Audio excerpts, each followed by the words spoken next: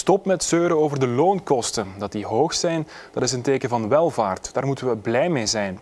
Dat zegt Paul de Grauwe aan de Limburgse ondernemers. De professor aan de London School of Economics stelt dat Limburg net een positieve dynamiek uit die loonkost kan halen. Want ze weerspiegelt een hoge productiviteit. En die veelbesproken taxshift zal niets opleveren, aldus nog Paul de Grauwe.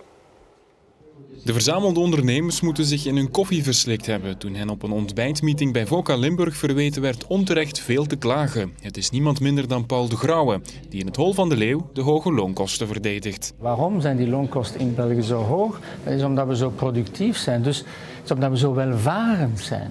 En vandaar dat ik zeg, ondernemers, denk een beetje anders. In plaats van altijd te klagen over die loonkosten, gebruik die hoge productiviteit ook om dingen te verwezenlijken zoals innovatie, nieuwe mogelijkheden ontwikkelen.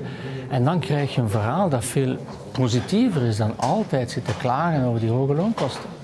Buitenlandse bedrijven die omwille van de hoge loonkosten in Limburg elders investeren, die hebben we eigenlijk niet nodig, stelt de Grauwe. Als het inderdaad alleen daarvan afhangt, van enkele procenten loonkosten, en we gaan, dat is niet de toekomst. De toekomst ligt in de dynamiek van het ontwikkelen van nieuwe activiteiten die gebaseerd moeten zijn op kennis, wetenschappelijk, technologisch.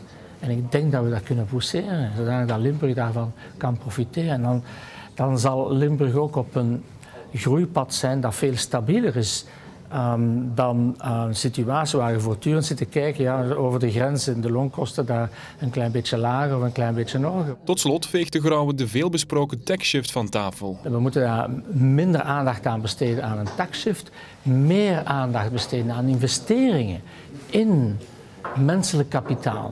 Ook misschien andere vormen van investeringen. Ik constateer bijvoorbeeld dat de publieke investeringen in België dramatisch achteruit zijn gegaan. En dus daar moeten we ook weer naar omhoog drijven. Dat zijn veel belangrijker dingen voor de groei van een industrie in een land.